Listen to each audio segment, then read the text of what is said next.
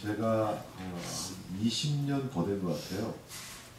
중2 계급장을 달고 그 전방에 여기서 가깝습니다. 도라전망대하고 땅굴이 있는 곳에 이제 GOP 부대에 제가 배치가 되었습니다. 1년 동안 열심히 돌아다녔어요. 막 대대 예배, 소초 예배, 또 이제 사단에서 나가는 GP도 또 나가보고 그래서 열심히 활동을 했었습니다. 근데 2년차 되던 해에 큰일이 생겼어요. 큰일이 생겼는데 우리나라에 큰 태풍이 지나갔는데 그때 비가 막 너무 많이 왔습니다. 그래서 철책선이 막 유실되고 그랬는데 교회에는 무슨 일이 생겼냐면은 철책부대 바로 뒤에 있는 교회에 지붕이 무너진 거예요. 지붕이. 그러니까 그렇게 비가 많이 왔어요. 그래서 이제 진단을 했습니다. 와서 이렇게 진단했는데 이걸 어떻게 해야 되느냐. 저는 뭐냐면 겁이 나니까 이걸 그냥 살짝 이렇게 마무리를 했으면 좋겠는데 이게 봉하기만 했으면 좋겠는데 진단했는데 이 건물이 6.25 때 미군들이 쓰던 건물이라서 너무 오래됐다. 이거는 이렇게 살짝 대보수를 하는 것보다는 이제 전체적으로 헐어서 다시 짓는 것이 이제 안전하다는 이렇게 점검 결과가 나왔습니다. 제가 얼마나 이게 부담스럽겠어요, 그죠? 뭐 제가 건축의 기억자도 모르고 사회에서 못 박느냐고 망치질 정도 해본 사람인데 또 대대교회 아시잖아요. 이 교회에 예산이 전혀 없잖아요. 그리고 이제 병사들이 주일날마다 나와서 예배를 드려야 되는데 바라보는 사람이 저 하나예요. 그러니까 막 진짜 제가 그때 느꼈던 게 야, 눈앞이 캄캄하다는 말이 이럴 때 쓰는 말이구나. 그래서 정말 진짜 눈앞이 캄캄했습니다. 그러니까 교회가 무너져 내린 거예요. 그래서 제가 기도하고 제가 겪었던 이 교회 전부 다 제가 아는 집사님들 전부 다 편지를 썼어요. 편지를 쓰고 또 군목 목사님 뭐 이제 들어간 지 얼마 안 되지만 어쨌든 뭐 이렇게 저렇게 연락되는 목사님들한테 다 편지 보내고 그리고 또 이 교회에 대대에 나와서 예배드리는 병사들의 교회에다가 다 편지를 써가지고 이제 거기서 들어오는 헌금으로 예배단을 이제 짓게 되었습니다. 그리고 거기는 이제 1사단이기 때문에 이 땅굴이나 도라전망대를 보러 오시는 교회 팀이 많아요. 그래서 제가 그 팀이 만약에 저하고 연결이 되면 괜히 코스를 제가 이제 그쪽으로 잡는 거예요. 보여주는 거예요. 이 지금 대대교회 짓습니다. 군교회 어려우니까 도와달라고 그래서 그분들의 후원도 받고 이제 기도하면서 참 어렵게 이제 교회를 조금씩 졌어요. 졌는데 이제 또 군대에서는 무시할 수 없는 게 이제 지휘관이에요. 지휘관. 근데 이제 철책부대이기 때문에 이 물자가 들어가고 이런데 지휘관이 도와주셔야 되는데 이분이 이제 별로 이렇게 도와주지 않으셨습니다. 참 어렵게 해서 겨울에 이 헌당 예배를 드리고 제가 이렇게 등치가 좋은데 2, 3주 동안 알았어요. 이게 건축이 정말 쉽지 않더라고요. 그래서 하나님 앞에 이렇게 영광스러운 헌당 예배를 드린 적이 있었습니다. 자, 그런데 그리고 나서 이제 제가 후방으로 이렇게 왔는데 후방에 올 때 제가 무슨 생각을 했냐면 전방은 참 고생을 많이 하니까 후방에 가면 제가 조금 좀 시간 날 때마다 좀 영어 공부를 좀 해야 되겠다. 제가 유학을 가고 싶은데 그래서 영어 공부를 좀 하면서 군복생활을 열심히 하자. 그런 마음으로 이제 후방이 왔습니다. 그래서 연대에다 신고를 하고 대대를 딱 이렇게 돌아다니는데 해안대대를 딱 갔는데 부대 위병소가 이상해요. 차가 이렇게 딱 들어가는데 원래는 산이 있었던 것 같은데 이렇게 깎아가지고 넓은 평지가 하나 있어요. 그리고 이제 거기에 4개 기둥을 세워서 사람이 못 들어가게 딱 줄을 쳐놓고 그 안에 깃발이 있어요. 빨간 깃발이 있는데 좀 이상하다. 그래서 제가 그걸 보고 이제 딱 대대에 딱 들어가서 대대장님을 만났습니다. 근데 막 이 대대장님이 저를 너무 반가워해요. 그래서 하시는 말씀이 저 손을 딱 잡자마자 하시는 말씀이 뭐냐면 목사님이 오신 게 하나님의 뜻이래요. 그래서 왜 그렇습니까? 그랬더니 저는 지휘관으로 있으면서 평생 소원이 있는데 하나님 앞에 건축하는 거 교회 건축하는 게 이분의 평생 기도 제목이에요. 근데 어떻게 건축을 할지 몰라가지고 이제 산을 깎아놨는데 여기다가 건물을 올려야 되는데 기도했는데 목사님이 왔다는 거예요. 이게 원래 여러분 이 부대에 목사님이 없는 부대예요. 없는 부대인데 제가 어떻게 배치가 돼가지고 이제 글로 왔는데 이분이 이게 기도 응답이 되는 거예요. 그래서 제가 마음이 막 무겁더라고요. 무거웠는데 이 대대장님한테 대장님 그 건축 헌금 있습니까? 그랬더니 이분이 하나도 없대요. 근데 이분이 말이 걸작이에요. 목사님 믿음으로 하면 돼요. 그러는 거예요. 그래 알겠습니다. 그래서 그러면 대장님 그냥 교회를 짓는 게 아니니까 건축 도면이 있냐? 이분이 그걸 자신 있게 목사님 있습니다 그래요. 그래서 이제 가져와 보시라고 그랬더니 여러분 이런 A4 용지가 아니라 누런 거 있죠. 누런 거에 이분이 연필로 이렇게 거서 이게 교회라는 거예요.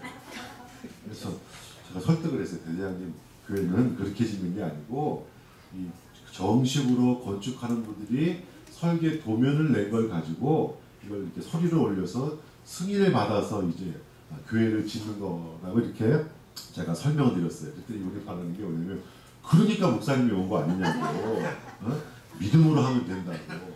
이분한테 제가 어떻게 말이 안 되는 거예요. 그리고 뭐 산을 깎아놓고 뭐 이렇게 했기 때문에 이 교회를 지어야 되는 이제 그런 상황이 된 것입니다. 그래서 제가 이제 연대로 와서 서류를 이렇게 다 작성을 해놓고 제일 처음에 이제 연대장님한테 이 사인을 받으러 갔어요. 근데 연대장님이 말을 자꾸 돌리는 거예요. 목사님 제가 미국 사람들 보니까 미국 사람들은 예산이 조금 있을 때 교회를 조금 짓고 뭐 그 다음에 뭐 조금 짓고 뭐 이렇게 말을 돌리는데 연대장님 말씀 뭐냐면 교회 안 졌으면 좋겠다는 거예요. 근데 뭐 상황이 벌어진 거 아니에요. 그래서 제가 잘 설득을 해서 이제 사인을 받기 직전인데 연대장님이 사인하시기 전에 저한테 딱 한마디 하시더라고요. 그게 뭐냐면 목사님 이 교회 건축 목사님이 책임지세요. 그 얘기 딱 하시고 사인하시더라고요. 그리고 이제 제가 나왔습니다.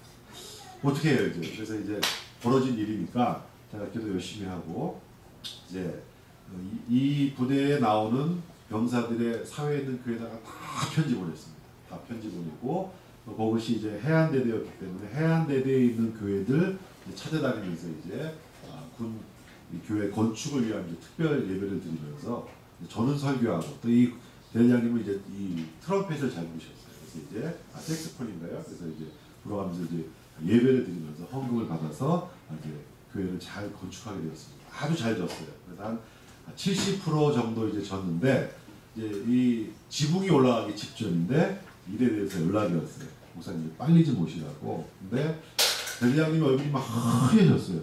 근데 저한테 이제 통장을 딱 보여주면서 목사님 큰일 났어요.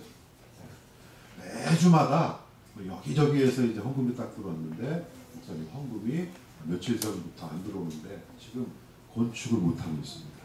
조금 있으면 우기가 시작되는데 이거 빨리 지붕 올려야 되는데 목사님 큰일 났어요.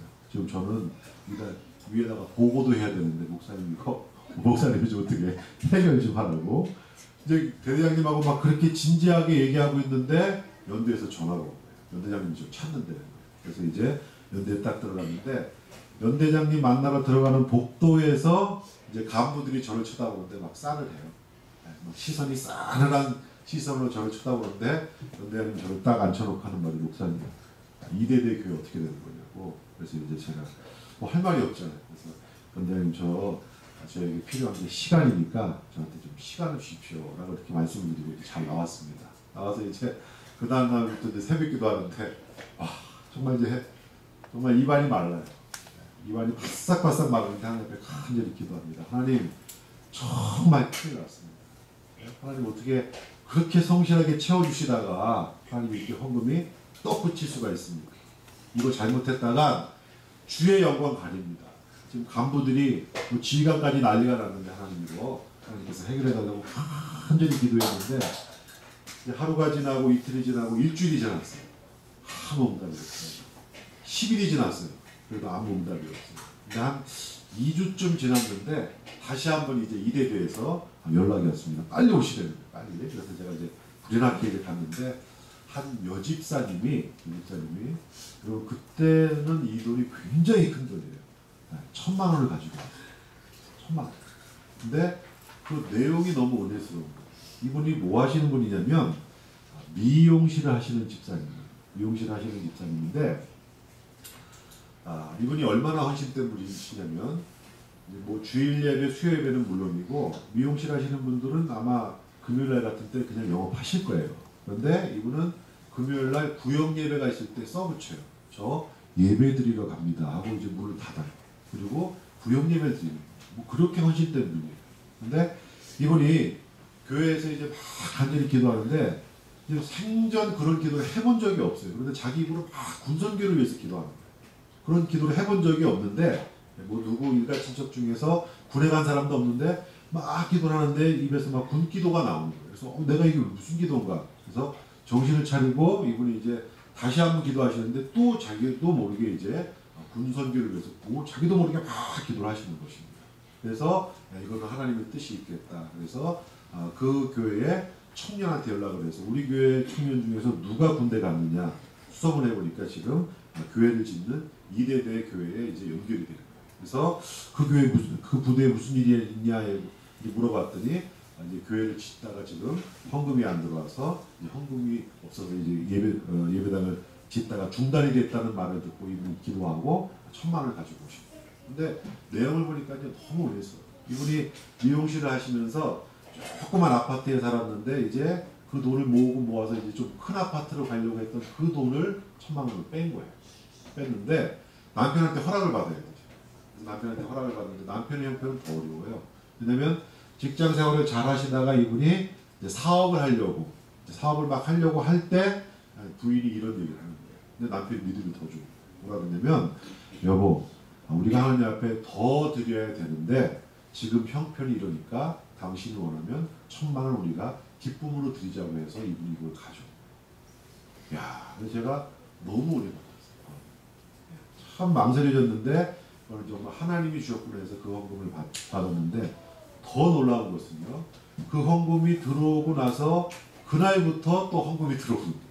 그래서 정말 전국 각지에서 본물이 터진 것 같이 헌금이 들어와서 헌당 예배까지 드리고도 남을 그러한 헌금으로 하나님께서 역사하셨던 그러한 여러분 경험을 제가 하게 되었습니다. 여러분 저는 지금 생각해봐도 지금 돌아봐도 이것은 좀 하나님께서 역사하셨다. 그리고 특별히 하나님께서 그 여집사님의 헌신을 받기를 원하셨구나 하는 그런 생각을 하게 됩니다. 여러분 헌신이 참으로 귀한 줄로 믿습니다. 그리고 내가 하나님 앞에 헌신적인 그런 삶을 살아야 될 줄로 믿습니다. 그래서 제가 오늘 헌신에 대해서 말씀드리면서 먼저 제가 한번 경험했던 간증을 말씀드렸습니다. 우리가 성경을 읽을 때 좀 가끔 우리가 쉽게 착각을 할 때가 많이 있습니다. 무슨 착각이냐면 오늘 우리가 요나서를 읽었는데 요나서 앞에 보면 이사야 선지자, 예레미야 선지자 굉장하죠. 그래서 활동도 잘했고 성경도 많이 기록을 했습니다. 그런데 우리가 이 요나 보면은 몇 장 안 돼요, 그죠? 4장밖에 안 돼요. 그래서 뭐 요나 선지자, 뭐 요엘, 뭐 아모스, 뭐 하박국, 이 선지자는 뭐 별 볼일 없는 선지자라고 우리가 이렇게 생각하기가 쉽습니다. 그런데 그렇지가 않아요. 우리가 한번 잘 생각해 봅시다. 성경에 보면은 예수님보다 크신 분이 없죠. 예수님이 성경 기록을 한 장도 남기지 않으셨습니다. 그렇죠? 세례요한 어떻습니까? 세례요한은 여자의 몸에 난 자 중에서 이보다 큰 자가 없다고 했습니다. 큰 하나님의 종으로 활동했는데 세례요한도 역시 성경을 한 줄도 남기지 않았습니다.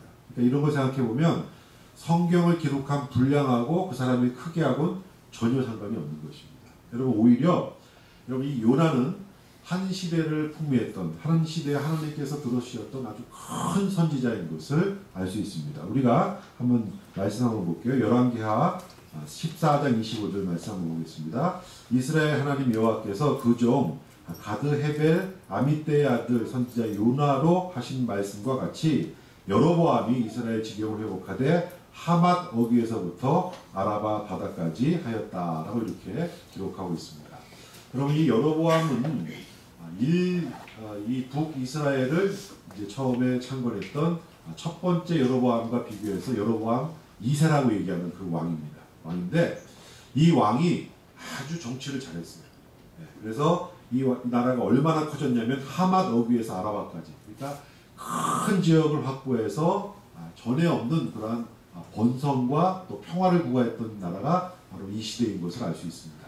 아주 이 보기 드물게 나라를 강성한 그런 반열에 올려놓았던 왕이 바로 여로보암이라는 왕이었었습니다. 그런데 이 왕이 이렇게 된 시기 이전에 무슨 일이 있었냐면 요나가 예언을 한 것입니다. 하나님의 말씀을 주셨어요. 그래서 요나가 그 전에 미리 예언을 한 것입니다. 여로보암 왕 때 하나님께서 이스라엘에게 큰 평강을 줄 것이다, 큰 축복을 주실 것이라는 말씀을 미리 예언한 것입니다. 여러분, 요즘 시대에 한국의 어떤 목사님이 한국이 앞으로 지금은 어렵지만 5년 후에 10년 동안 20년 동안 우리나라가 잘 될 것이다 예언했는데, 만약에 그런 예언을 한 목사님이 여러분 발견됐다, 그럼 얼마나 조명을 받겠습니까? 근데 여러분, 요나가 그런 사람이에요. 한 시대가 어떻게 흘러갈 것인가, 하나님께서 어떻게 역사하실 것인가를 미리 알아서 하나님의 말씀으로 한 시대에 대언했던 그런 큰 선지자가 바로 요나였던 것을 알 수 있습니다. 여러분, 오늘 말씀해 보면 니느웨라는 곳에 하나님께서 요나를 보냈는데, 이스라엘을 대표해서, 한 민족을 대표해서 다른 나라에 보낼 만한 그런 선지자가 누구나 바로 이 요나 선지자였던 것을 알 수 있습니다. 그러니까 요나 선지자는 그렇게 시시한 선지자가 아니고 그 시대에 하나님께서 쓰실 만한, 이스라엘을 대표해서 쓰실 만한 그런 큰 선지자가 바로 이 요나 선지자다라고 우리가 이렇게 생각할 수 있는 것입니다. 자, 두 번째로 우리가 요나 선지자를 생각할 때 착각을 많이 하는 게 뭐냐면, 요나 선지자를 가리켜서 우리가 불순종의 선지자였다라고 이렇게 우리가 많이 얘기를 들었습니다. 그럼 기억나시죠? 그래서 우리가 요나 하면은 이제 불순종했다가 나중에 이렇게 순종했던 선지자라고 생각하는데, 그럼 성경을 좀 자세히 보고 또 그때 시대의 이런 역사적인 상황을 잘 보면 요나가 순종하기 어려웠던 상당한 이유와 근거가 있었던 것을 알 수 있습니다. 그래서 오늘은 이 말씀을 중심으로 그럼에도 불구하고 요나가 헌신했던 그 말씀의 내용들을 같이 한번 생각을 해보도록 하겠습니다. 여러분, 첫 번째로 요나가 이 하나님의 말씀에 니느웨에 가서 회개의 복음을 증거하라고 이게 주신 하나님의 말씀에 순종하기 어려웠던 첫 번째 이유는, 이 니느웨를 수도로 갖고 있는 이 아수르가 이스라엘에게 너무 큰 고통을 줬기 때문에 가기가 힘들었습니다. 다시요. 여러분, 이 요나가 니느웨 가기 어려웠던 것은 아수르가 이스라엘을 너무 괴롭혔기 때문에, 그 상처가 너무 많았기 때문에 발이 떨어지지가 않았습니다. 자, 이 아수르가 어떤 나라였냐면, 그때 당시에 이 중군동에서 아주 강한 나라였었습니다. 중군동 전체를 지배했던 아주 막강한 나라가 아수르였었습니다. 그런데 이 아수르는요, 거기에서 지나지 않고 인류의 역사상 가장 포악한 나라, 가장 잔인무도한 나라가 바로 어떤 나라냐? 아수르였습니다. 네, 여러분 좀 죄송한데 제가 한 두세 가지 얘기만 들어볼게요. 아수르가 얼마나 잔인했냐면, 어떤 나라를 침략해서 수많은 사람들을 죽이면요, 거기서 끝이는 게 아니라 그 사람들의 피부를 벗겨내요. 피부를 다 벗겨내요. 그래서 그것으로 가구를 만들어서 가구로 썼다고 합니다.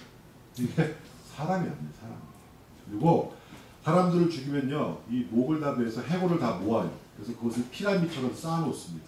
그러면서 뭘 자랑하냐면, 우리 민족이 이렇게 강하다, 우리의 힘이 이렇게 세다고 자기들의 이 전력을 자랑했던 나라가 이 아수르입니다.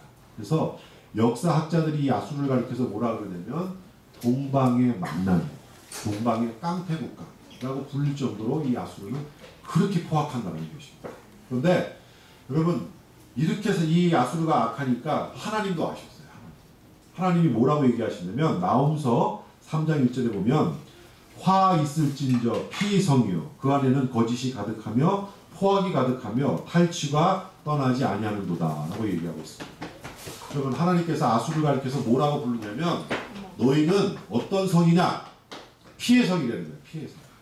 너무 많은 사람을 죽였다는 거예요. 어느 나라를 쳐들어가면 그냥 웬만하면 어느 정도 공격을 해서 성을 빼앗고 그리고 물자를 가져오는 것에서 끝나야 되는데, 막 사람들을 너무 많이 죽였다는 거예요. 그래서 너희들은 피해 성이고 그 안에는 뭐가 가득하다고요? 포악이 가득하고 탈취가 떠나지 않는다. 너무 많은 악을 행하고 그 사람들 것을 다 빼앗아왔기 때문에 너희들은 바로 그 포악과 탈취가 가득한, 그것이 떠나지 않는 그러한 저주받을 성이다 라고 이렇게 말씀하고 있습니다. 여러분, 요나서 앞에 말씀 1장 2절 중반절에 보면, 그 악독이 내 앞에 상달하였다 라고 말씀하고 있습니다. 여러분, 이 말씀은 여러분들이 많이 보셨죠? 하나님께서 소돔과 고모라를 멸망시키기 전에 하나님께서 하신 말씀, 이거 성경에 보면 이 소돔과 고모라의 죄악이 하나님 앞에 상달됐다 그랬어요. 그래서 하나님께서 이 소돔과 고모라를 심판하지 않을 수밖에 없는 그 죄악을 성경이 기록하고 있습니다. 그런데 지금 어디가 그랬다고요? 아수르가 그런 것입니다. 니느웨가 그런 거예요. 너무 많은 사람들을 죽이고 너무 탈취가 심하고 너무 많은 이 악을 행하였기 때문에 하나님께서 그 죄악이 상달돼서 심판할 수밖에 없는 바로 그 상태가 된 것이 바로 이 니느웨, 이 아수르의 상태인 것을 여러분 성경은 증언하고 있는 것입니다. 그럼 한번 생각해 보세요. 이렇게 잔인한 아수르가 수도 없이 이스라엘을 쳐들어오는 것입니다. 수많은 사람들을 죽이고 죽은 사람들의 시체를 그렇게 유린하는 것입니다. 그것을 누가 보았느냐? 요나가 본 거예요. 그리고 지금도 호시탐탐 이 아수르가 이 이스라엘을 지금 넘보려고 하는 그런 상황 가운데 하나님께서 말씀을 주신 것입니다. 너는 니느웨에 가서 하나님의 말씀을 증거하라. 요나가 무슨 말인지 알아요. 그런데 몸이 움직이질 않는 것입니다.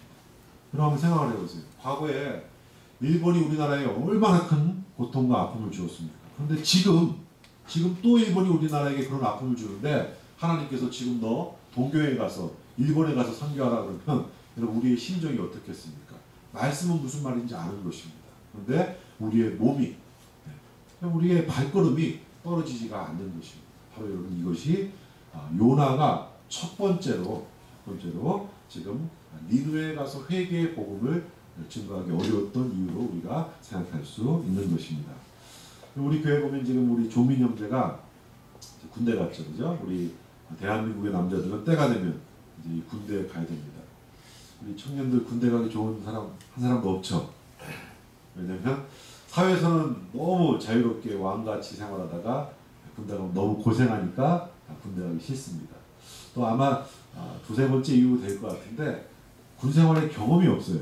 그래서 그것이 참 어렵습니다. 우리 어르신들은 막 병영 체험해가지고 뭐 군대 가서 막 즐겁게 옛날 생각하면서 군 생활 체험하고 오시는데 우리 젊은이들은 싫어해요. 왜냐면 고생하고 또 이제 처음 해보고 거기 왜 가요, 그죠? 네. 처음 해보는 것이 참 힘듭니다. 그럼 만약에 우리 마하나임 교회가 히말라야 등반을 한다. 우리가 준비 엄청나게 많이 하겠죠. 그죠? 그 산이 어떤 산입니까? 그죠? 쉽게 올라갈 산 아니잖아요. 뭐 우리보다 전에 그 산에 올라갔던 사람들의 무슨 체험과 경험담과 준비물 우리가 아마 빈틈없이 준비할 것입니다. 그런데 만일 내가 최초로 히말라야 산에 등반한다. 그럼 어떻게 했습니까? 준비도 준비지만 우리의 마음이 너무 무거울 거예요. 그게 쉬운 일이 아닌 것을 우리가 생각할 수 있습니다. 그럼 사도행전 10장에 보면 베드로가 최초로 이방인 고넬료의 집에 가서 복음을 증거하는 말씀이 나옵니다. 이 말씀을 증거했을 때 이 고넬료와 모든 가족들이 하나님의 말씀을 받고 그 사람들이 예수를 믿고 구원을 확신하고 거기에 성령이 임하게 됩니다. 이것이 최초로 이방인이 이제 구원받은 사건으로 성경에 이렇게 기록이 되어 있습니다. 그리고 그 일이 있은 다음에 베드로가 예루살렘 교회로 돌아왔어요.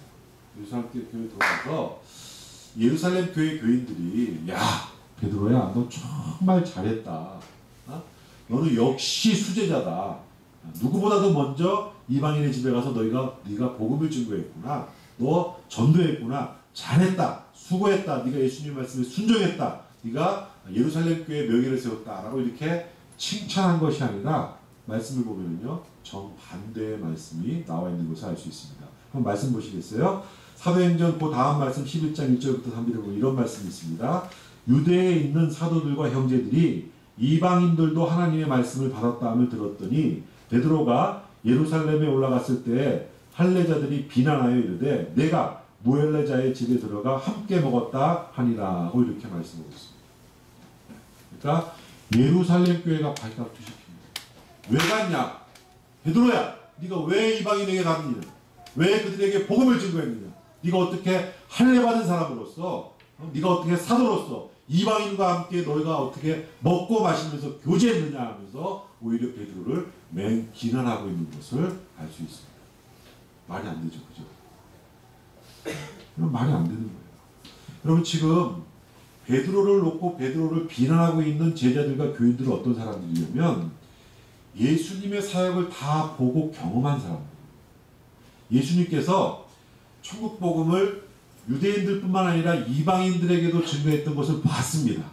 그리고 예수님께서 병자를 치유하고 이적과 기적을 행하실 때 유대인들뿐만 아니라 이방인에게도 동일하게 예수님께서 능력 행하신 것을 보았던 사람입니다. 그리고 더더군다나 예수님께서 뭐라고 하셨냐면 너희들이 예루살렘과 이스라엘에만 머물지 말고 사마리아와 유다만 머물 것이 아니라 땅 끝까지 가서 반드시 이방인에게도 하나님의 말씀을 증거하라. 이 복음의 말씀을 증거하라는 말씀을 신신당부받았던 사람들이 바로 이 초대교회입니다. 여러분 한번 도표를 보시겠습니까? 자, 이게 뭐냐면 신약의 시대에는요, 예수님께서 구속사역을 완성하셨기 때문에 이제는 더 이상 교회에 머물러 있는 것이 아니에요. 신앙의 공동체에 머물러 있는 것이 아니라 나가는 거예요. 예루살렘으로도 가고 사마리아로도 가고 온 땅으로 가서 하나님의 말씀을 증거해야 될 것을 예수님으로부터 배움을 받았고 보았고 그리고 그 당부의 말씀을 들었던 사람들이 지금 초대교회 교회입니다. 그 말이 머리에 있어야 되는 것입니다. 그리고 지금 순종해야 되는데 지금 여러분 말씀해 보면 그렇지 않은 것을 알 수 있습니다. 여러분 이 구약에 보면 구약 사람들은 어떻게 생각을 했냐면 이스라엘 사람들만 구원받는 것으로 생각을 했습니다. 조금 더 구체적으로 말씀드리면 이방 사람들이 구원받기 위해서는 이스라엘에는 공동체에 들어와서 구원받는 것으로 생각했어요. 대표적인 예가 출애굽기입니다. 출애굽기 12장 37절부터 38절에 보면 이스라엘 자손이 람셋을 떠나서 숫곳에 이르니 유아 외에 보행하는 장정이 60만가량이요 수많은 잡족이 같이 나왔다라고 말씀하고 있습니다. 하나님께서 그리고 구약에서 가장 큰 구원의 역사를 보여주셨습니다. 그게 뭐냐면 출애굽이에요.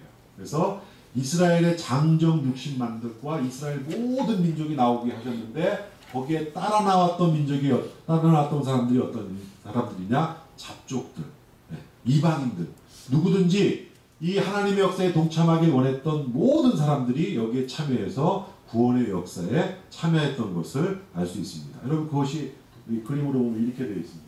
그럼 구약은요 이스라엘이라는 그 공동체에 참여를 해야 되는 거예요. 들어와서 같이 예배도 드리고 제사도 드리고 또 말씀을 나누면서 그러면서 여러분 구원의 역사에 여러분 참여했던 것을 알 수 있습니다. 그런데 신약으로 오면 바뀐 거예요. 예수님께서 구속 사역을 완성하셨기 때문에 이제는 더 이상 교회에 머무는 것이 아니라 우리가 밖에 나가서 복음을 증거해야 되는 것입니다. 여러분 지금 다시 말씀드리지만 여기에 사도들 초대교회 교인들은요 예수님으로부터 그 사역을 직접 목도했고 더구나 주님이 말로써 얘기했어요. 너희들 절대로 유대인들뿐만 아니라 이제는 이방인에게도 가서 복음을 증거하라는 말씀을 들었던 사람들인 것입니다. 그런데도 불구하고 초대교인들이 지금 모여 베드로를 좀 공격하고 있습니다. 여러분 이 베드로의 시대, 이 초대교인들의 시대하고 요나의 시대는요 시대적인 격차가 얼마냐면 800년입니다. 800년. 요나는 지금 어디에 있습니까? 구약의 한 가운데 있는 것입니다. 이스라엘 역사를 보면 어떤 선지자도 이스라엘을 넘어서서 밖에 나가서 복음을 증거한 적이 없었습니다. 그런데 하나님께서 요나에게 그럽니다. 야, 너 니느웨에 가서 회개의 복음을 증거하라. 그 하나님의 음성을 들었을 때 요나는 자기의 귀를 의심했을 것입니다. 이게 무슨 말인가?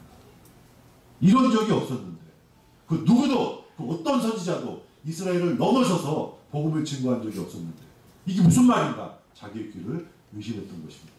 그런데 요나는 또 한 번 하나님의 말씀이 있을 때 그 말씀에 순종했던 선지자가 바로 요나인 것을 알 수 있습니다. 여러분 요나는요 불순종의 선지자입니까? 아니에요. 아까 제가 말씀드렸죠. 민족이 너무 큰 아픔을 당했기 때문에 심정적으로 갈 수가 없는 것입니다. 그리고 그 어떤 선지자도 이스라엘을 넘어서서 나가본 적이 없었습니다. 그런 큰 장벽이 두세 개가 있음에도 불구하고 하나님이 말씀하셨을 때 딱 한 번의 실수만을 하고 그것을 극복하고 하나님의 말씀에 순종했던 선지자가 바로 요나 선지자인 줄로 믿습니다. 요나는 이런 사람. 그럼 오늘 말씀 보세요. 3장 1절에 보니까 여호와의 말씀이 두 번째로 요나에게 임하니라. 3절에 보니까 요나가 여호와의 말씀대로 일어나 니느웨로 갔다라고 이렇게 말씀하셨습니다. 이것이 바로 훌륭한 여러분 그 시대에 하나님이 쓰셨던 요나 선지자인 것을 알 수 있습니다. 여러분 오늘 요즘에 우리가 여러분 여전히 우리에게는 순종하고 헌신해야 될 일이 참 많이 있습니다. 아까 제가 말씀드렸죠. 우리가 밖에 나가면 하나님의 뜻에 순종해서 우리가 전도해야 됩니다. 또 교회에 오면 우리가 크고 작은 봉사할 것이 있습니다. 거기에 우리가 정말 헌신해야 돼요.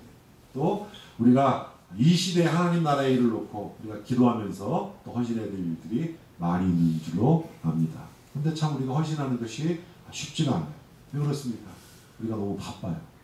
그래서 막 바쁘고 피곤해서 이 헌신하는 것이 참 힘이 듭니다. 또 어떤 분은 내가 이거 꼭 헌신하고 싶은데 용기가 안 나요. 그냥 한번 해버리면 되는데 이거 뭐 할까 말까 이렇게 고민하다가 헌신하지 못할 때가 많이 있습니다. 또 어떤 분은 내가 헌신했는데 잘 되면 좋은데 이게 안 되면 어떨까 이런 두려움 때문에 미리 또 겁을 먹고 헌신하지 못하는 분이 계십니다. 또 어떤 분은요 막 헌신했다가 다른 사람들이 좀 이상하게 생각하지 않을까. 또 교회에서 뭐 또 괜히 뭐 안 하다가 뭐 생돈받게 집사님 왜 그러나 뭐 또 여러분 이런 분위기 때문에 또 그런 것들 때문에 어려워서 헌신하지 못하는 그러한 또 우리가 오를 범할 때가 있습니다. 그럼 오늘 요나의 메시지가 무엇입니까? 그런 핑계, 그런 이유는요 딱 한 번이면 좋거든요. 하나님이 원하시면 내가 해야 될 일이면 하나님의 뜻이면 우리가 그 한 번의 실수를 딛고 일어나서 우리도 헌신할 수 있는 순종할 수 있는 우리 모두가 될 수 있기를 주님의 이름으로 축원을 드립니다. 네, 이것이 요나가 던져주는 메시지인 것입니다. 여러분 한번 큰 소리 한번 따라 보시겠습니까? 자, 헌신하고 자, 순종하면 하나님의 큰 역사가 있다. 여러분 지금 요나일까요? 잘 생각해 보세요. 아수르는요 하나님을 모르는 백성들이에요. 그 백성 그리고 너무 잔인한 민족입니다. 얼마나 무서웠겠어요. 근데 하나님의 말씀 듣고 순종해서 지금 한 번 실수해서 지금 그 땅에 들어갑니다. 거기서 회개의 말씀을 증거했습니다. 5절 말씀 보세요. 니느웨 사람들이 하나님을 믿고 금식을 선포하고 높고 낮은 자를 막론하고 굵은 배를 입은지라 라고 말씀하셨습니다. 그렇게 완악한데 그렇게 포악한데 수많은 사람들을 죽이고 부를 축적했던 그 민족이 요나가 한 몸으로 호롤단신 하나님의 뜻에 근거해서 순종했을 때 하나님을 믿고 회개하는 그런 놀라운 역사가 나타난 줄로 믿습니다. 이게 얼마나 되는가. 여러분 2절에 보니까 니느웨를 가리켜서 큰 성읍이라고 얘기하고 있습니다. 니느웨는요 폭이 16km입니다. 그리고 길이가 40km. 큰 성입니다. 그 성에 60만이 살았던 것으로 추정합니다. 60만. 그러니까 요나가 하나가 들어가서 회개의 복음을 증거했는데요. 60명이 뒤집어져서 지금 하나님을 믿고 회개하는 것입니다. 이런 어마어마한 일이 일어난 것을 알 수 있습니다. 여러분 더 놀라운 것은요. 회개의 내용인 것입니다. 8절에 보니까 사람이든지 짐승이든지 다 굵은 배를 입을 것이요 힘써 여호와께 부르실 것이며 각기 악한 길과 손으로 행한 강포에서 떠날 것이라 라고 얘기하고 있습니다. 우리가 이제까지 너무 많은 피를 흘렸는데 우리가 이제까지 너무 많은 악행을 행했는데 거기서 우리가 벗어나자. 우리가 근본적으로 회개하자. 우리가 완전히 변화되어서 이제 하나님을 믿자라고 여러분 그렇게 근본적인 회개가 일어났던 것을 알 수 있습니다. 한 사람이 순종하니까 그 잔인 묻어있던 니느웨 성 60만의 사람들이 회개하는 그런 놀라운 역사가 일어나는 것입니다. 한 사람의 헌신이 큰 역사를 이루는 것입니다. 그럼 생각을 해보세요. 예수님 한 분이 이 땅에 오셔서 하나님의 뜻에 순종해서 온 인류가 구원받을 수 있는 그 길을 열어놓으신 줄로 믿습니다. 그럼 바울 그 한 사람이 변화되어서 이방에 가서 복음을 증거했을 때 지중해 전역에 교회가 세워지고 바로 그것이 디딤돌이 되어서 세계 선교의 길이 열려진 그런 놀라운 하나님의 역사가 나타나게 된 줄로 믿습니다. 여러분 내 한 사람이 헌신할 때 나를 통하여서 하나님께서 크고 놀라운 하나님의 일을 이루어 가실 줄로 믿습니다. 우리가 여러분 그런 비전이 있어야 돼요. 우리가 그런 생각을 가지고 내가 하나님께서 원하시는 그 헌신 주저하면 안 되는 것입니다. 오늘 말씀 보니까 딱 한 번 정도 고민하고 그 일에 우리가 순종하고 헌신할 수 있는 우리 모두가 되어야 할 줄로 믿습니다. 그럼 말씀 마치면서 제가 한 가지 간증드리고 말씀 마치도록 하겠습니다. 1955년도에 미국의 세인트 짐 엘리엇, 피트 플레밍, 로저 유텔리언, 맥켈리라는 요 5명의 선교사님들이 에콰도르 밀림 지역에 선교를 나가셨습니다. 이분들이 오래 준비해서 이 밀림 지역에 선교를 나가셨는데, 이분들이 그냥 막 들어간 게 아니라, 이 선교는 중요한 게 뭐냐면 그 선교지에 있는 그 원주민들의 마음을 사야 되잖아요. 그래서 이분들이 비행기로 그 상공을 나르면서 선물을 떨어뜨렸어요. 여러 번 상공을 나르면서 여러 차례 선물을 떨어뜨리고, 이제는 됐다 싶어가지고 1956년 1월 2일 쿠라라이라는 해안에 도착을 합니다. 그래서 거기다가 선교 캠프를 이렇게 세우게 됩니다. 그래서 이제 이렇게 선교 캠프를 세워놨는데 참 출발은 좋았어요. 이 와이오라니라는 그 부족에서 2명의 여성하고 1명의 남자가 찾아와서 선교사님들을 이렇게 대면을 했습니다. 말은 안 통하지만 이제 백인들이 왔으니까 이제 막 이렇게 교제를 하고 그러고 돌아갔는데, 이 와이오라니 부족은요 어떤 부족이냐면 너무 잔인하고 호전적인 부족으로 소문이 난 부족이었습니다. 그래서 막 주변의 부족으로부터도 이렇게 비난을 받는 그런 부족이었는데, 1956년 1월 8일 이 와이오라니 부족의 전사들이 와서 칼과 무기로 이 5명의 선교사님들을 무참하게 살해했습니다. 그러니까 선교사님들이 가서 한 주도 안 됐는데 그 선교지에서 다 순교하신 것입니다. 그리고 이 소식이 미국과 서양에 다 전파가 되었습니다. 서양의 선교부가 발칵 뒤집혔어요. 그리고 이 선교부에서 무슨 이제 근본적인 질문을 했냐면, 이렇게 꽃과 같은 이 선교사님들, 그리고 수년 동안 준비해서 이 선교를 나갔는데 선교를 해보지도 못하고 이렇게 죽을 수 있느냐, 이런 선교를 정말 해야 될 것인가 하는 그러한 근본적인 질문이 제기되었습니다.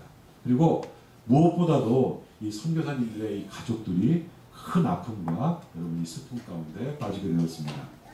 자, 이 모든 가족들이 이렇게 고통 가운데 어려운 시간을 보내고 있었는데, 선교사 짐 엘리엇의 아내였던 엘리자베스 엘리엇이 이제 기도하면서 이분이 마음을 바꿨어요. 야, 지금 선교사 모든 가족들이 다 슬픔 가운데 빠져 있는데 나마저도 이런 슬픔에서 벗어나지 못하면 이것은 남편의 뜻을 이룰 수가 없다. 이래가지고는 저 부족을 우리가 전도할 수 없겠다. 그래서 내가 나가야 돼. 여자의 몸으로 내가 나가야 돼. 그래서 이분이 그것을 결심하고 이제 선교사 가족들을 찾아다녔습니다. 그래서 선교사 가족 중에서 순교한 세인트의 누이 레이첼 세인트, 그리고 벨렌이라는 여인, 이 3명의 여인이 그러면 우리가 죽은 5명을 대신해서 우리가 한번 나가보자. 그래서 준비를 해서 이분들이 헌금을 모으면서 선교 훈련을 받았습니다. 그래서 2년 후에 1958년 10월 8일 이 3명의 여성교사님들이 훈련을 받고 드디어 다시 한번 와이오라니 지역에 이제 선교하러 들어가셨습니다. 자, 근데 이게 하나님의 섭리예요. 이게 뭐냐면 이 와이오라니 이 부족이 참 잔인한 그 부족인데 한 가지 전통이 있는데 뭐냐면 여성들을 해치지 않았습니다. 여성. 그래서 이분들이 이제 그 부족에 들어가서 종횡무진 이제 활동하면서 이제 봉사 활동하고 또 어려운 것들 도와주면서 복음을 증거하면서 거기에 이제 복음의 씨앗이 떨어지게 되었습니다. 자, 그리고 이제 이 선교 사역의 가장 어려운 게 뭐냐면 그 나라 말을 배워서 그 나라 말로 성경을 번역해 주는 거예요. 이게 얼마나 쉽지 않잖아요. 근데 이 3명의 여성교사님들이 열심히 그 나라 말을 이제 언어를 공부해서 그 나라 말로 성경까지 번역을 해줬습니다. 자, 이런 과정을 겪으면서 이 와이오라니 부족 사람들이 알게 됐어요. 이 3명의 여선교사들이 자기들이 몇 해 전에 죽였던 선교사님들의 가족인 것을 아는 것입니다. 그래서 더 감동을 받았어요. 그래서 더 많은 부족 사람들이 예수를 믿었다고 합니다. 자, 이 엘리자베스 엘리엇이 이렇게 성경적으로 선교를 마치고 미국으로 돌아왔습니다. 이분이 고든 코넬 신학교, 아주 유명한 신학교인데 거기서 교수로 봉직하시기도 하셨고 기독교 작가와 방송인으로서 왕성한 활동을 했습니다. 그러면서 1988년 10월 3일부터 2001년까지 기쁨에 이르는 길이라는 방송 프로 이분이 이제 진행하셨는데 그때마다 이분은 방송을 진행하면서 뭘 증거했느냐? 하나님의 사랑. 하나님이 당신을 사랑하십니다. 하나님은 지금도 살아 역사하시고 당신을 구원하기 원하십니다라는 그런 메시지를 늘 증거하셨다고 합니다. 그러면서 이분은 방송이 시작될 때마다 당신은 영원한 사랑으로 사랑을 받고 있습니다 라는 멘트로 여러분 이 방송을 시작을 했다고 합니다. 여러분 한번 생각을 해보세요. 한 여인이 선교사님들이 다 돌아가셨는데 결단했습니다. 그리고 자기 일생을 드렸어요. 선교지의 수많은 영혼 그리고 미국에서 당하던 수많은 영혼을 죽게 인도하는 그런 놀라운 일을 감당하게 된 것을 알 수 있습니다. 여러분 말씀 맺도록 하겠습니다. 우리도 헌신하지 못하는 이유가 있어요. 오늘 말씀해 보니까 요나도 니느웨 가기 참 어려웠던 이유가 있었습니다. 갈 수가 없었습니다. 민족적인 큰 아픔 때문에 그리고 그 어떤 선지자도 이스라엘을 넘어서서 말씀을 증거한 적이 없었기 때문에 갈 수가 없었습니다. 그런데 요나는 딱 한 번 실수했습니다. 그리고 하나님의 말씀에 순종했습니다. 여러분 우리에게 하나님의 뜻이 있고 하나님께서 기뻐하시는 것이 있으면 그 뜻을 깨닫고 우리가 즉시로 순종할 수 있는 즉시로 헌신할 수 있는 우리 모든 하나님 교우들 되시기를 주님의 이름으로 축원을 드립니다. 오늘 말씀 생각하면서 제가 잠깐 기도하겠습니다. 기도하겠습니다.